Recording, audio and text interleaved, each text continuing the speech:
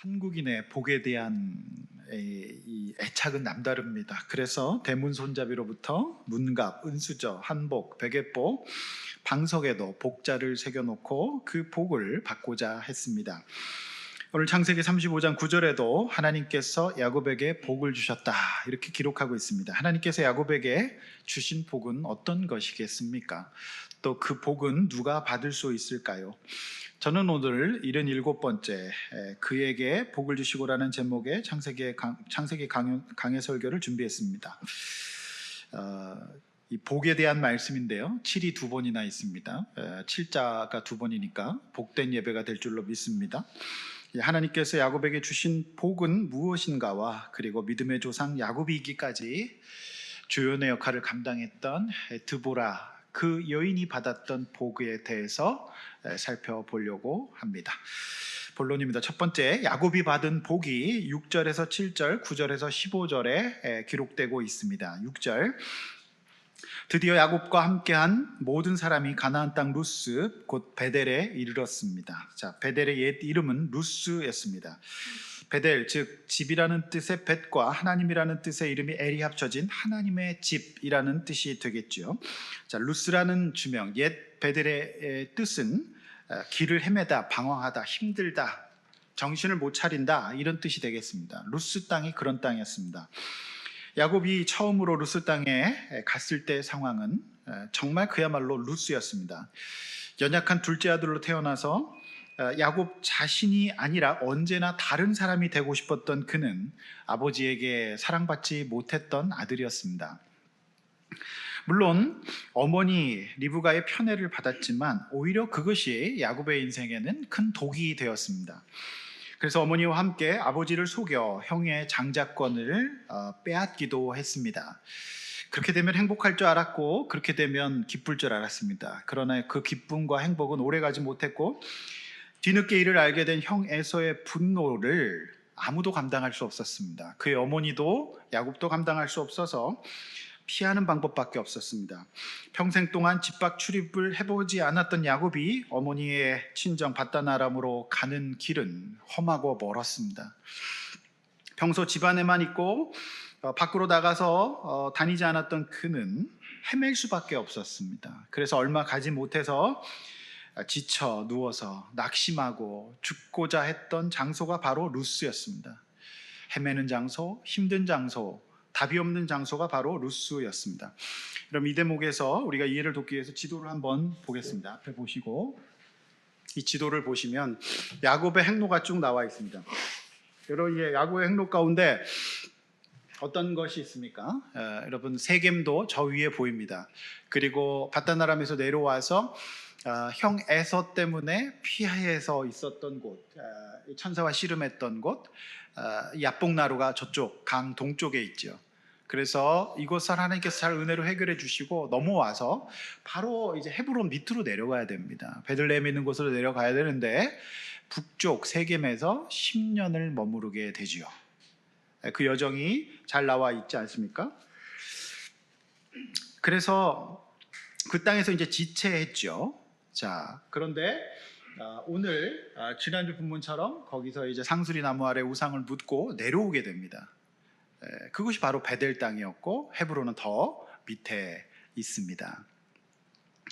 여러분, 이것이 지금 야곱의 여정입니다. 그러니까 우리가 이 지도를 통해서 알 수 있는 것은 야곱이 가나안 땅에 들어왔지만 베델, 옛적 하나님을 만났던 그의 출발점, 그곳에 가지 않았고 그는 여전히 지금 숫곳 헤매고 있다는 것을 이 성경 지도를 통해서 알 수가 있는 것이죠. 지리적인 감을 우리가 잡고 가면 하나님께서 말씀하시는 올라가고 내려가고 이 말씀의 뜻, 왜 아직 안 돌아왔다고 말씀하시는지를 이해하게 됩니다.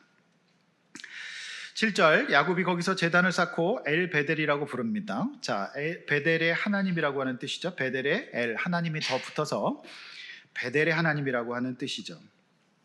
야곱은 지난 30년 동안 그 베델의 하나님을 때로는 붙잡았다가 놓쳤다가 이거를 반복하고 있는 것이죠.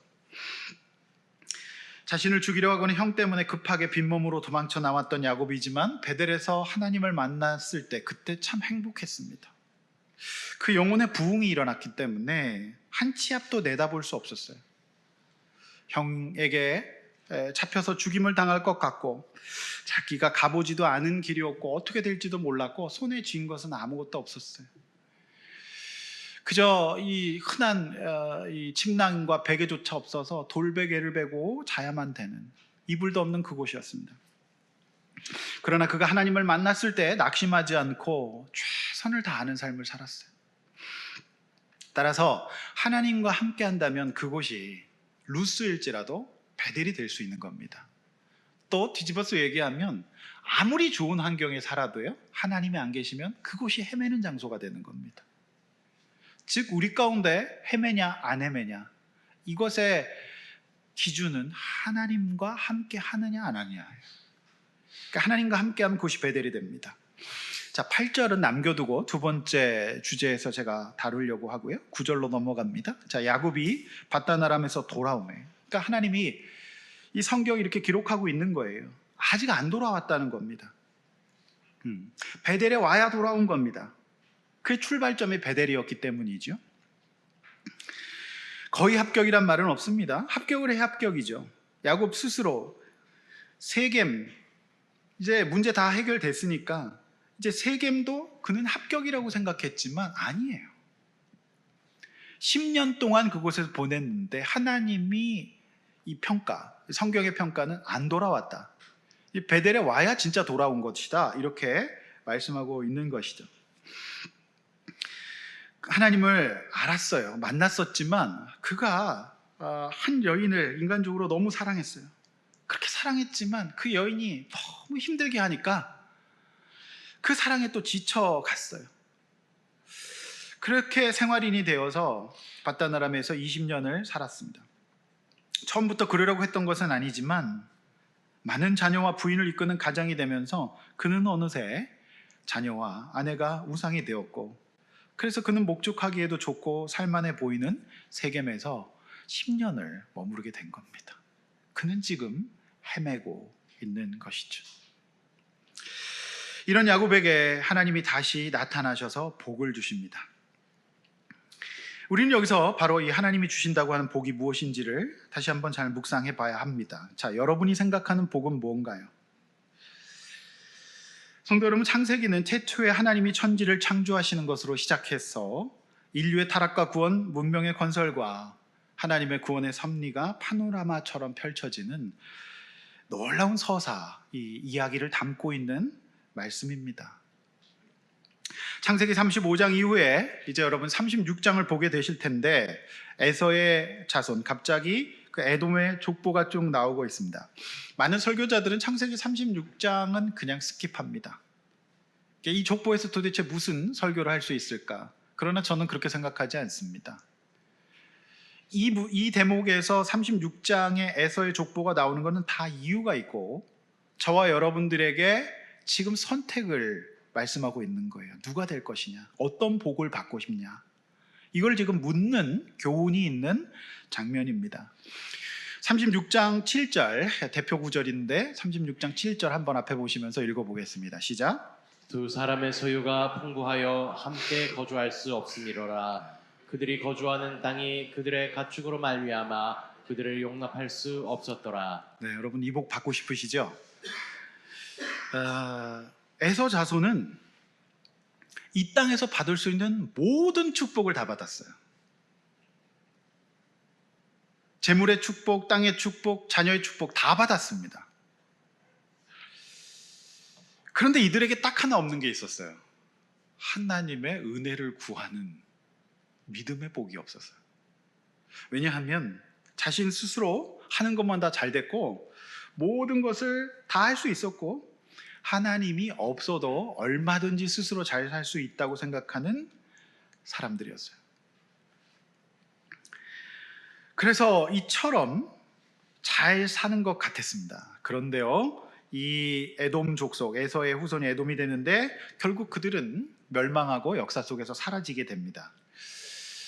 더군다나 에돔 족속, 에서의 후손이 하지 말아야 될 결정적인 실수가 있는데 그것이 뭐냐면 훗날 민수기 20장에서 이스라엘 백성이 출애굽을 해서 이 땅을 건너가고자 할 때 거절합니다. 안 된다고 해요. 즉 하나님의 구원 역사를 방해하고 대적하는 세력이 됐어요. 만약에 이 땅에서 어떤 복을 받은 것 같았을지라도 그 가운데에서 우상숭배가 가득하고 죄가 가득하고 결국 빼앗고 뺏기면서 이 땅에 살면서 어떤 유의미하고 영적인 일 하나도 못하고 그냥 정글에 사는 짐승들처럼 그냥 사자처럼 호랑이처럼 살다가 그냥 죽었던 겁니다. 그게 바로 에돔 족속이에요.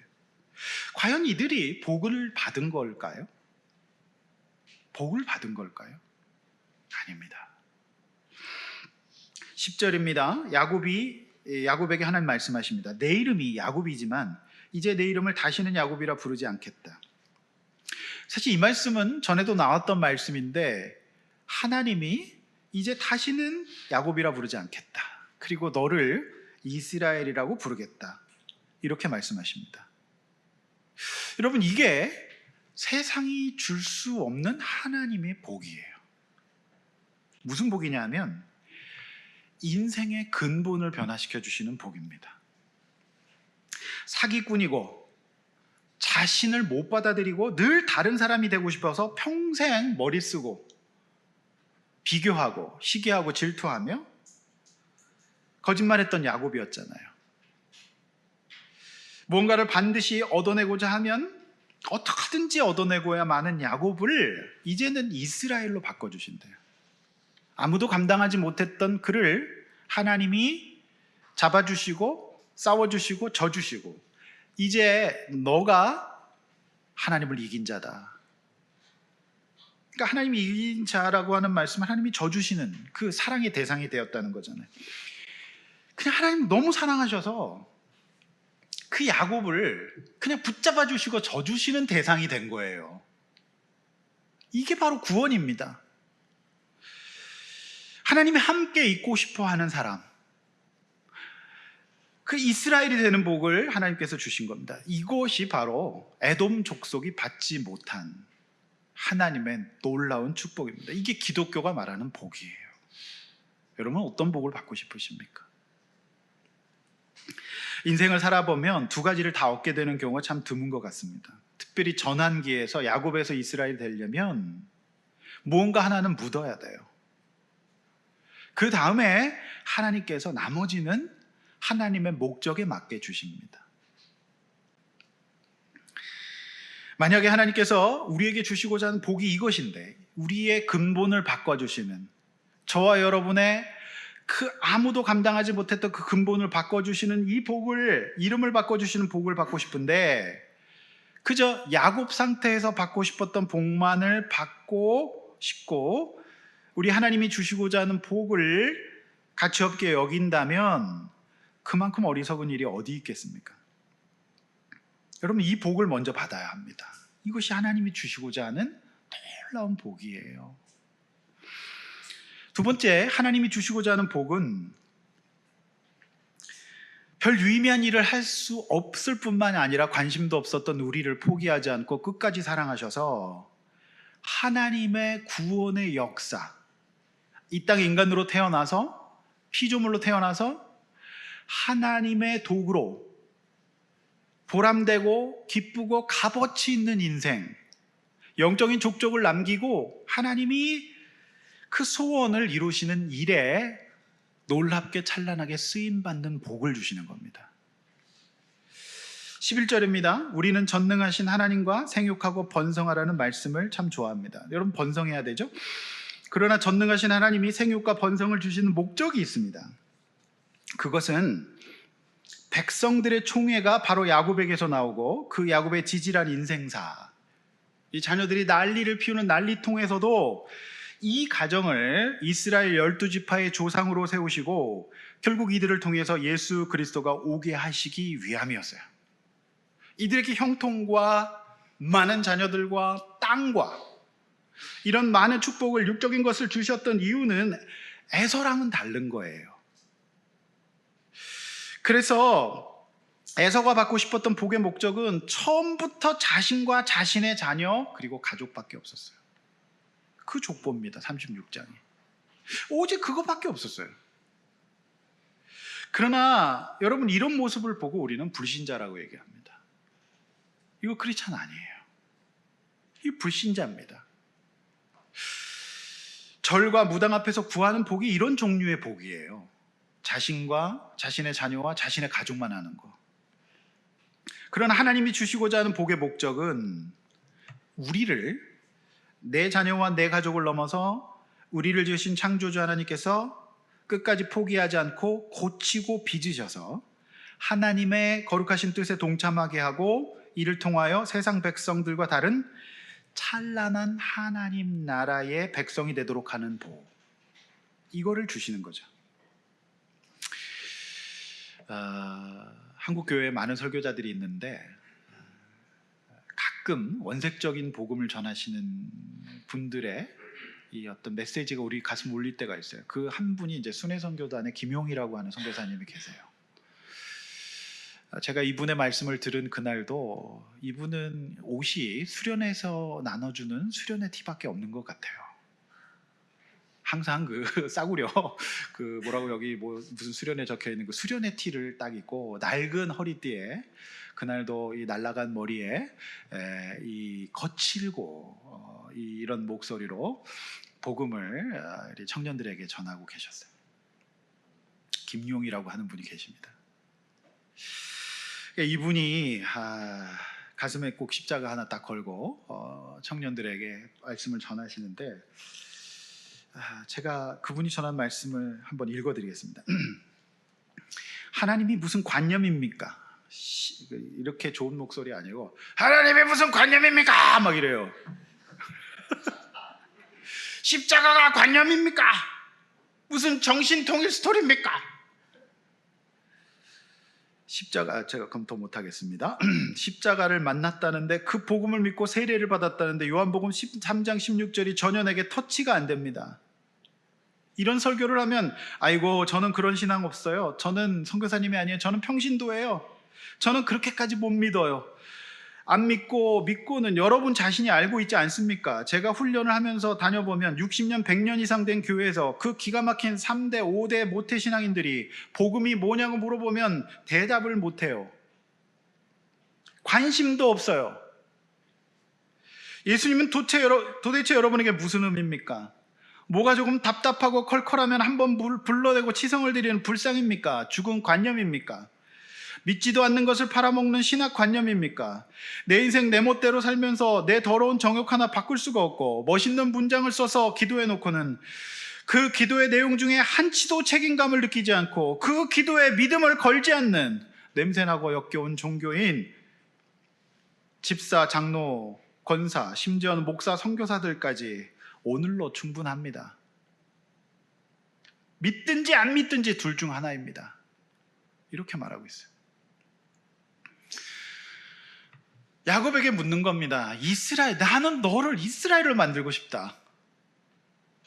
그리고서 36장 에서의 족보가 제시되는 거예요. 뭐가 될 거냐? 하나님은 우리를 그 정도 수준으로 짓지 않았습니다. 구한말의 거대한 부를 이룬, 이 땅에 받을 수 있는 모든 축복 다 받은 이완용을 우리는 축복받았다고 얘기하지 않습니다. 그를 존경하지 않습니다. 12절, 하나님께서 아브라함과 이삭에게 땅을 주셨습니다. 여러분, 이런 말씀 보니까 부쩍 눈이 띄시죠? 그 손들에게도 땅을 주십니다. 땅 받으시기 바랍니다. 솔깃한 말씀이죠. 하나님께서 우리에게는 이처럼 땅 주세요. 그리고 자식 주시고 지혜와 물질도 주십니다. 그런데 주님께서 주시는 목적은 언제나 분명합니다. 하나님께서 소원, 즉 피조물들을 생명이 아닌 죽음을 가져올 수밖에 없는 우상숭배의 죄로부터 해방시키시고 세상 가운데 하나님의 자녀들을 세우셔서 주님 오실 때까지 영혼구원의 사명을 감당하도록 하셔서 우리의 인생을 세상 가운데 불러내셔서 값어치 있게 하시는 거예요. 나도 복받고 다른 사람들도 구원의 복을 받도록 하는 것에 하나님이 땅과 재물과 지혜와 자녀를 주시는 목적이 있다는 말입니다. 야곱도 처음부터 그랬던 것은 아니에요. 그는 베델에서 돌베개 하나 베고 잘 수밖에 없었던 인생이었지만 30년 세월 동안에 하나님께서 너무 많은 것들을 주셨어요. 그런데 그가 하나님께서 주신 그 목적과 뜻을 잃어버리고 스스로 죽을 지경에 이르러서 오늘 이처럼 살고 있었던 겁니다. 루스에 머물렀던 거죠. 13절 이 말씀은 하나님께서 야곱에게 말씀하셨다가 갑자기 이제 하늘로 올라가셨다는 의미가 아니라 됐다. 이제 야곱 너에게 할 말 다 했다. 이거는 우리 자녀들을 기르는 부모님들 다 느낀 겁니다. 자녀들이 조금만 정신 차려도 더 이상 입댈 데가 없어요. 말수가 잔소리가 줄어드는 개념이에요. 여러분 야곱은 이때 이후로 영적으로 성숙해져요. 그래서 사실상 다시 벳엘베델로 올라가는 것까지 여기까지 들어오는 것까지가 야곱의 사명이었던 것 같아요. 그래서 성경은요 이제 야곱에게서 요셉에게로 그 조명을 옮겨갑니다. 그래서 야곱의 사명은 여기까지였는데 그의 사명은 하나님이 말씀하신 것처럼 파운데이션, 그 이스라엘의 조상의 12조상 그 원형을 만드는 것. 이제 다음 주까지 이제 베냐민 나오는 것까지 나오거든요. 그러니까 이제 12지파의 조상 되는 것, 즉 the origin, 원형, 하나님의 구원 역사의 이 원형을 만드는 것까지가 야곱의 사명이었던 것 같아요. 그래서 그는 정말 믿음의 조상, the origin, 원형이 돼요. 12명의 이 조상이 되는 겁니다. 그런데 이 12명 보통 12입니까? 이곳이 12지파가 되고 이곳에서 구약의 제사가 계속 진행되고 여기서 이제 우리의 구주 예수 그리스도가 오게 되는 겁니다. 할렐루야. 야곱은 세상 최고의 권력가도 아니었고 인격자도 아니었어요, 여러분. 우리가 야곱의 인생을 그동안 참 오랜 동안 살펴왔는데 야곱은 정말 아니었던 측면도 있습니다. 참 연약했습니다. 그런데 야곱이 받은 복은 하나님의 은혜로 설명할 수밖에 없어요. 웬 은혜로 그를 택하셨어요. 그리고 하나님께서 그를 계속 빚어가시고 고치세요. 포기하지 않으세요. 함께 하시고 그냥 사랑하십니다. 그리고 깨닫게 하십니다. 여러분 우리가 예수 믿은 거 이 땅 가운데 구원받은 거는 이 땅 가운데 우리가 예수 믿는 성도가 되고 이 말씀 들을 수 있는 거는 우리가 잘한 것이 하나도 없다는 거 여러분 아시잖아요. 우리는 정말 야곱입니다. 그래서 야곱은 참 매력적인 인물이기도 하고 야곱은 우리에게 교훈을 주는 인물이에요. 그런데 하나님께서 이 많은 사람 가운데 우리를 택하셨어요. 루스에 있는 우리를 베델로 부르시고 헤매고 있는 우리를 다시 중심 잡아 주십니다.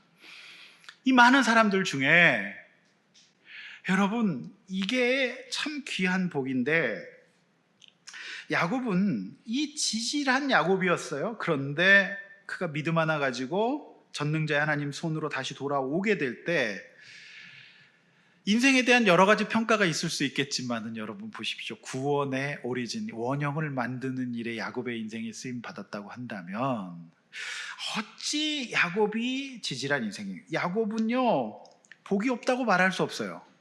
그 야곱의 인생은 인류 역사에서 가장 찬란한 인생이 되었던 것이죠. 뭐 때문에? 하나님의 은혜 때문에. 성도 여러분, 저와 여러분에게 그런 사명이 있는 것입니다. 이것이 바로 야곱에게 하나님께서 주시고자 하는 복의 수준이었어요. 성도 여러분, 여러분들이 신앙생활 하는 거, 하나님은 여러분들을 하나님 나라에서 그런 역할을 맡기기를 원하십니다. 그때 야곱의 인생이 정말로 찬란해지는 거예요. 원형이 되는 거예요. 14, 15절 야곱은 그 은혜가 너무 감사했던 것 같아요. 그래서 돌기둥을 세우고 기름을 붓고 기념비를 세웁니다. 우리가 여행지에 가면 기념품 사고 사진 찍고 막 이러잖아요. 엽서 사고. 여러분 오늘의 이 예배가, 오늘의 이 말씀이 여러분에게 영적 기념물로 남으시기를 바랍니다. 옛날에는요 그 주보를 참 그렇게 모으기도 참 많이 모았어요. 여러분, 제가 볼 때는 주보 모으는 성도님들 제가 아직까지는 못 봤거든요. 여러분, 저는 여러분의 인생에서 영적 기념물을 남기시길 바랍니다. 제가 안심이 되는 거는 여러분 되게 신방했을 때 큐티책이 쫙 꽂혀져 있고 신앙서적이 쫙 있고 그럼 제가 추천할 책들을 발견하면 좀 안심이 돼요. 그게 영적 기념물이거든요. 여러분, 어떤 영적 기념물을 갖고 계십니까? 야곱은 그래, 내가 야곱인데 내가 찌질해서 내가 정말로 이상하게 살았는데 하나님이 나를 불러주시고 이런 사명 주셨구나. 그래서 그거를 잊고 싶지 않았어. 여러분, 오늘의 예배가 영적 기념물이 될 수 있기를 주의 이름으로 축원합니다. 하나님이 주시는 복을 받아 누립시다. 그래서 우리가 이 복을 받고 포기하지 않고 이 복을 귀하게 여기며 살 때 하나님께서는 야곱에게 땅과 재정과 자녀의 복을 주실 줄로 믿습니다. 그걸 믿어야 되죠. 그래서 이 전환기에 있어서는 반드시 묻는 게 있어야 돼요. 여러분, 이제 제가 다음 주에 다루겠지만은 야곱이 베델에 올라왔을 때 세 가지 죽음이 나와요. 어떤 죽음입니까? 오늘 첫 번째, 오늘 본문에 드보라의 죽음이 나와요. 이건 사실은 어머니의 죽음입니다. 야곱은 편애 때문에 평생 동안 고통당했어요. 편애는 받으면 받을수록 어려워집니다. 그래서 그 유모 드보라가 죽지요. 그리고 두 번째 누가 죽습니까? 다음 주 본문에 보시겠는데 아내 라헬이 죽습니다. 그가 너무나도 또 편애받고 편애했던 아내가 죽어요. 그 다음 마지막으로 누가 죽습니까? 아버지 이삭이 죽어요. 이 베델에 올랐는데 왜 사람이 죽어나가느냐? 여러분 보십시오. 야곱의 인생에서는 이 세 분이 돌아가시지 않으면 이스라엘이 못 됩니다. 우리의 인생에서 누가 죽는다는 건 참 슬프고 힘든 일이지만 이 일을 통해서 우리는 야곱에서 이스라엘이 진짜 되는 거예요. 인간의 생로병사는 나기도 하지만 죽기도 하는 거죠. 이거는 피할 수 없는 일이에요. 이게 참 성경 그런 면에 있어서 놀라운 것 같고요. 묵상하면 할수록 참 귀합니다. 저 여러분의 인생에 이제 진정한 야곱이 될 수 있는, 진정한 이스라엘이 될 수 있는 길이 하나님의 은혜로 열려갈 겁니다.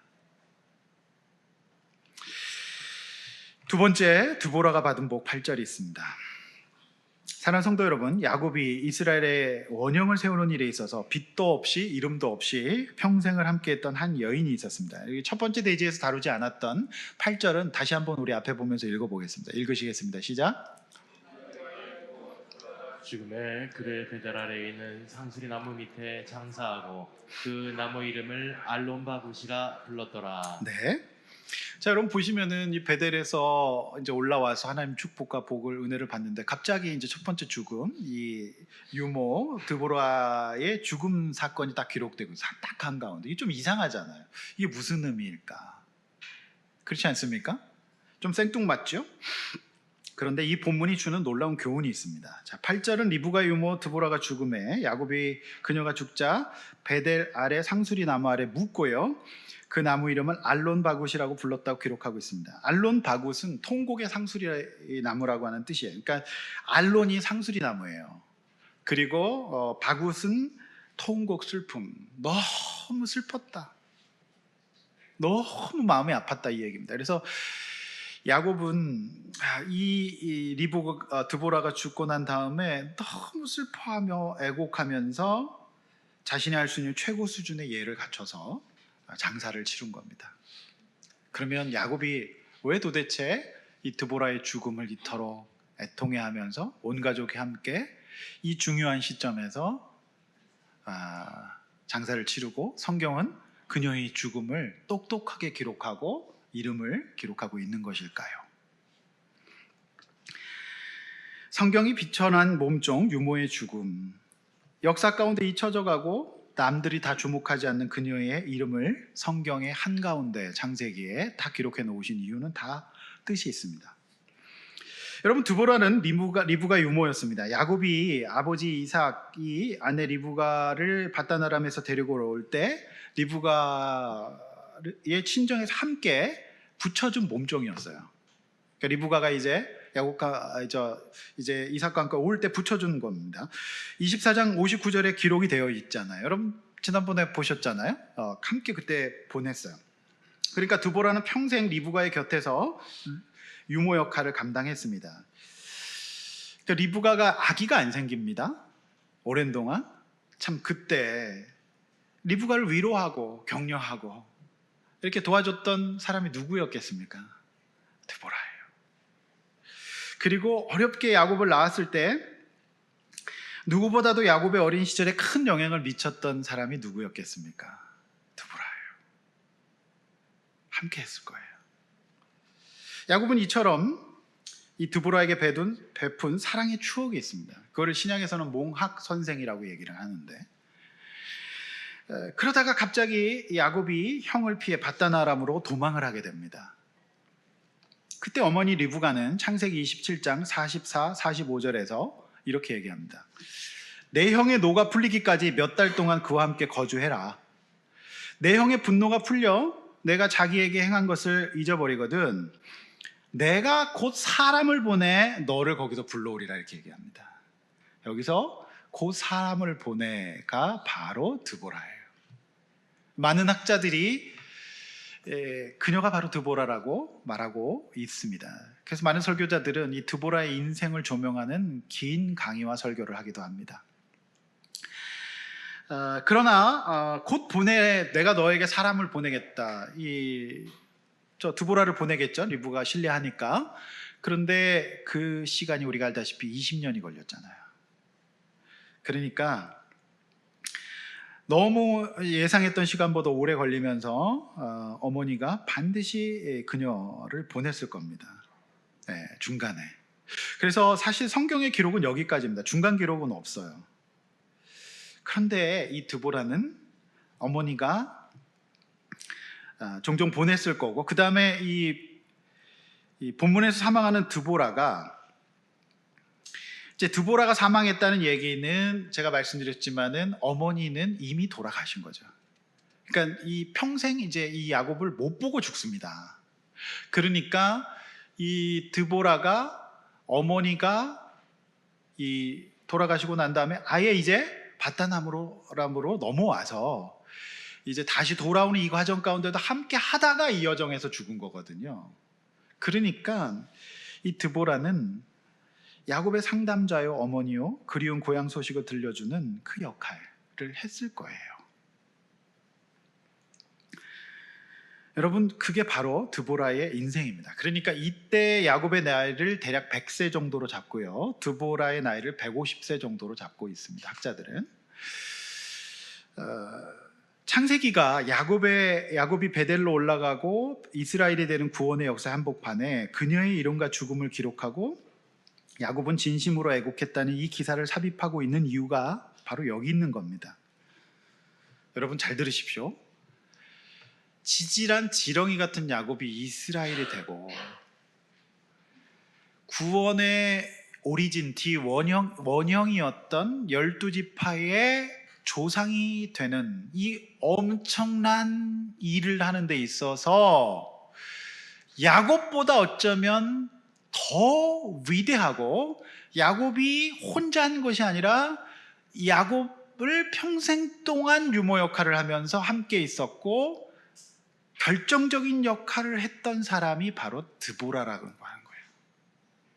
하나님은 어쩌면 야곱 그를 주목하는 만큼 드보라를 잊지 않고 드보라의 인생을 귀하게 보셔서 그를 떡하니 성경에 기록함으로써 하나님은 무엇이 복된 인생이고 하나님 나라에서는 이런 역할을 우리에게 맡기실 수도 있다, 이걸 보여주는 위대한 본문인 것입니다.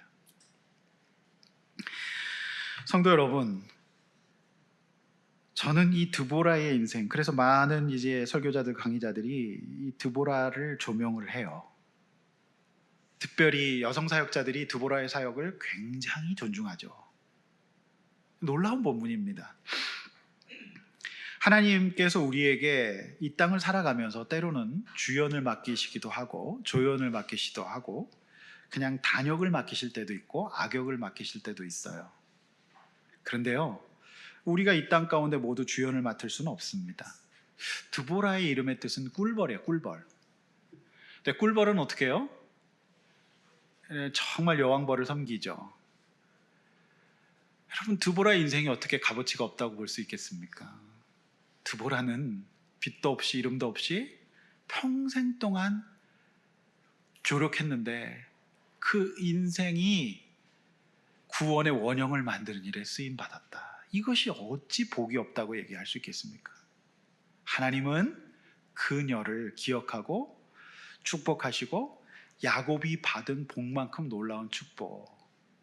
그래서 크리스찬 네임을 가끔 짓는 분들이 딸의 이름을 드보라라고 짓는 경우가 있지요. 성도 여러분, 저는 20대 초반부터 지금까지 여러 기관과 교회 사역해 보면서 저력 있는 교회 그리고 저력 있는 기관일수록 언제나 거기에는 드보라들이 있다는 것을 발견하게 돼요. 묵묵히 헌신하는 드보라가 있습니다. 이제 우리 교회는 겨우 6살을 지냈어요. 내년에 7살이 됩니다. 어린 교회죠. 어리기에 더군다나 유모 드보라와 같은 집사님, 권사님, 안수 집사님, 장로님, 전도사님이 필요합니다. 이분들 덕분에 여기까지 왔죠. 여러분, 기도와 예배의 자리를 묵묵히 지키는 드보라와 같은 무명의 성도가 필요합니다. 여러분, 주님의 몸된 교회, 핏값으로 사신 이 몸된 교회 원형을 세우는 이 초대 성도들에게는 이 특별한 드보라의 사명이 있는 거예요. 제가 사역했던 시내의 그 교회에서는 그 교회가 거의 70년이 돼 가는데 평생 5, 60년을 그 교회에서 기도의 자리를 지키면서 살아오셨던 이런 권사님들이 계세요. 이런 분들은 대부분 이제 주방을 장악하고 계십니다. 그 주방의 권세가 대단하거든요. 그래서 이 권사님들이 끓여주시는 이 잔치국수를 수많은 또 다음 세대 아이들이 먹고 자랍니다. 그래서 하나님 백성들이 되는 거예요. 이 부분을 설교하면서 어느 분이 도우맨 얘기를 하시더라고요. 그래서 제가 그 자료들을 한번 좀 찾아봤어요.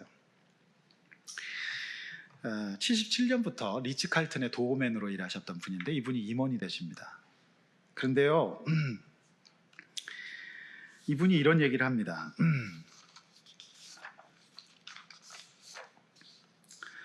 솔직히 우리 일 도우맨이 힘들어요. 가끔씩 창피한 순간도 있지만 긍지가 없다면 절대 오래 못할 직업이죠. 후배들한테 농담처럼 일 끝나고 배 안 고프면 오늘 일을 제대로 안 한 것이라고 늘 말합니다. 호텔에 오는 손님들에게 인사한다고 생각해 보세요. 당연히 체력 소모가 클 수밖에 없습니다. 게다가 난 온몸으로 인사합니다. 고객은 진심을 알아보니까요. 시켜서 하면 절대 못합니다. 내 일에 대한 자긍심이 있어서 저절로 되는 거지. 내가 그렇게 하니까 이제 다른 직원도 따라합니다. 가끔 호텔에 가보는데 반경 2, 3m 밖에 안 움직이는 사람도 있더라고요. 우리는 뛰어다닙니다. 그는 체력을 키우기 위해 지금도 근무가 끝나면 매일 30분씩 직원 전용 피트니스 클럽에서 운동합니다. 일과 전엔 고객 정보를 외우고 일과 후엔 체력 관리를 하는 진정한 프로입니다. 그러다 보니 가끔 퇴근길에서 고객의 차를 발견하면 무의식적으로 인사를 하기도 합니다. 여러분, 77년에 이상한 모자 쓰고 광대 같은 옷 입고 도우맨을 했습니다. 그 영광스러워 보이지는 않을 수도 있어요. 적어도 데스크에선 일해야지. 그러나 365일 비가 오나 눈이 오나 그 일을 하시면서 임원이 되셨어요. 이분은 고객들 차량 3,000개의 번호를 외운답니다. 그리고 매일 신문을 보면서 인사 하나 하기 위해서 체력을 관리하신답니다. 우리 사회를 움직이는 것은 화려한 CEO가 아니라 곳곳에 드보라예요. 그래서 우리에게 맡겨진 각자 역할이 시줄과 낫줄처럼 엮여서 하나님 나라의 지도를 직조하는 겁니다. 성도 여러분, 이것이 바로 드보라가 받은 복이었어요. 여러분은 어떤 복을 받고 싶으십니까? 하나님은 그의 인생을 축복의 여인으로, 성경 한복판에 야곱의 인생에서 없어서는 안 될 인생으로, 야곱보다 어쩌면 더 영광스러운 인생으로 인정해주고 계십니다. 여러분, 저는 이것을 보면서 참 많은 것을 깨닫게 됩니다. 하나님께서 야곱에게 주시고자 했던 야곱의 축복, 우리 이 복을 받아서 세상이 줄 수 없는 근원적인 변화의 축복, 지질한 나를 끝까지 포기하지 않고 불러서 세상 사람들이 할 수 없는 원형의 사역을 감당하도록 하십니다. 여러분, 이 복을 받고 싶지 않으십니까? 그리고 이 복을 받는 일에 있어서 돌이켜보니 성경 곳곳에는 이스라엘의 역사 가운데, 그리고 예수님의 사역 가운데, 사도 바울의 사역 가운데 그들이 주목되고 있는 것이 아니라 성경은 그들 곁에서 묵묵히 이름도 빛도 없이 살았던 수많은 드보라들의 기록을 하고 있어요. 루디아가 그런 여인이었어요. 성도 여러분, 우리의 인생은 하나님 앞에 있을 때 헤매지 않을 수 있습니다. 그리고 그분 앞에 있을 때 우리는 정리가 됩니다. 기준이 분명하기 때문이죠. 만약에 여러분의 초대 신앙이고 불신 가정에서 홀로 신앙생활하고 있고 영적 싸움을 싸우고 있다면 여러분이 이제 루디합니다. 그래서 이제 우리가 하나님 앞에 올라가야 합니다. 그리고 정말로 누가 알아주지 않아도 기도의 자리와 예배의 자리를 지키고 하나님 앞에 나아가는 것입니다. 저는 가만히 생각해 봐요. 웬 은혜로 안 믿는 가정에서 저를 구원하시고 저에게 주님의 교회를 맡기시고 세우게 하셨는지. 그러나 저는 야곱입니다. 저 혼자는 할 수 없습니다. 저에게 드보라 같은 사람을 하나님께서 붙여주시지 않으면 설 수 없어요. 그래서 아내가 있고, 그래서 여러분들이 계시고, 그래서 목자님들과 직분자들이 있다고 생각합니다. 제가 그거 잊지 않겠습니다. 하나님은 야곱아, 너 정신 차려라. 너가 이스라엘 되는 데 있어서 드보라가 있었잖니. 그리고 그의 이름을 기록하심으로 영광스럽게 하십니다. 이 축복 받아 누릴 수 있는 저와 여러분 되셨으면 좋겠습니다. 이게 기독교입니다. 이게 신앙입니다. 우리는 그동안 너무 이상한 걸 바랬어요. 여러분, 전라남도 강진에 가면 한정식으로 유명한 식당이 있답니다. 그 식당에는요, 상을 차려놓고 창호지를 하얀 걸 덮어놔요. 그러면 성질 급한 사람은 늘 그 창호지에 무슨 반찬이나 들춰본답니다. 그러면 식당 그 주인 아주머니가 엄하게 혼을 내면서 들춰보지 말라고. 왜 그럴까요? 미리 차려놓은 반찬에는 메인이 올라오지 않았어요. 시골의 강된장으로 끓인 얼큰한 된장찌개 메인이 딱 올라와야 한 상 차림이 완성되는데, 그거 올라오기 전에 들춰보는 거 안 된다. 그만큼 남도의 식당에는 이 음식에 대한 자부심이 있는 거예요.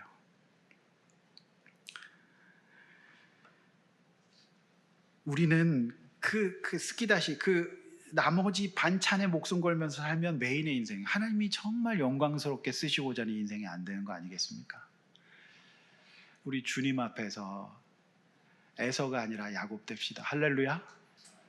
이것이 주님의 계획이에요. 우리의 인생의 축복입니다.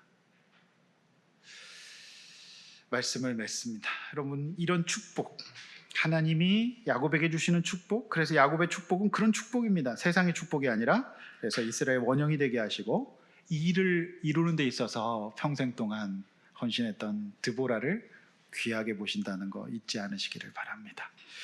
이렇게 한번 나눠보시죠. 하나님이 주시고자 하는 복과 내가 받고자 하는 복은 어떤 차이가 있습니까? 야곱처럼 베델로 돌아와 그 복을 받고 싶습니까?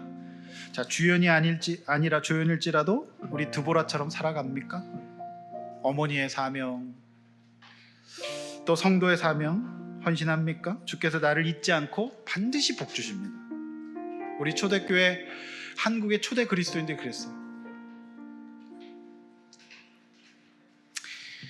여러분, 저는 조선 역사에 정약용이라고 하는 분을 참 존경하는데 이분이 그 조선 시대에 기독교를 했어요. 그래서 이 집안이 왕 아니라 하나님 믿는다고 멸문지화를 당하고 18년 동안 강진에서 유배 생활해요. 하나님께서는 그 집안을 저는 망하지 않게 하셨다고 믿습니다. 그가 쌓은 성이 바로 수원에 있어요. 영광스럽게 하셨습니다. 역사는 기록할 것입니다. 18년의 세월이 무색할지라도 하나님은 그 세월을 잊지 않으십니다. 할렐루야. 들은 말씀 기억하며 우리 시간 하나님의 열심 찬양하고 예배를 마치도록 하겠습니다.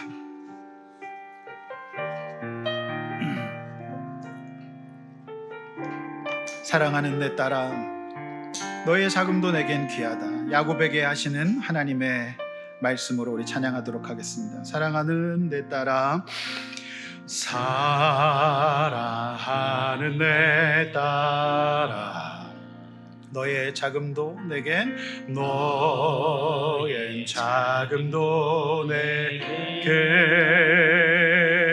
귀하다. 너와 함께 걸어가 내게 모든 시간이 내게 좋단다. 내가 너와 함께 하고 싶단다. 사랑하는 아들아, 사랑하는 아들아, 내 연약함도 나에게는 내 연약함도 내겐 금이라. 너로 인해 잃어버린 나의 양들이 너를 구원의 원형으로 만들고 싶다. 안 된다고 생각하지 말아라. 내가 너와 함께 하겠다. 조금 느린 듯해도 기다려 주겠니? 조금 더딘 듯해도 믿어줄 수 있네. 내가 가는 그 길 결코 헛되지 않으리. 나와 함께 가자. 나와 함께 가자. 앞이 보이지 않아도 나가 주겠니? 이해되지 않아도 사랑해 주겠니? 너의 눈물의 기도, 너의 눈물의 기도 잊지 않고 있으니 나의 열심으로 이를 조금 느린 듯해도 기다려주게. 조금 더뎌도 조금 더딘 듯해도 믿어줄 수 있니? 우리가 가는 그 길을 절대 헛되지 않을 것입니다. 그 길 절대 헛되지 않으니 나와 함께 가자. 나와 함께 가자. 앞이 보이지 않아도 나가주겠니?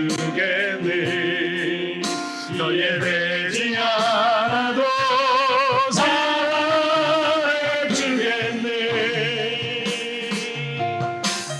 나의 눈물의 기도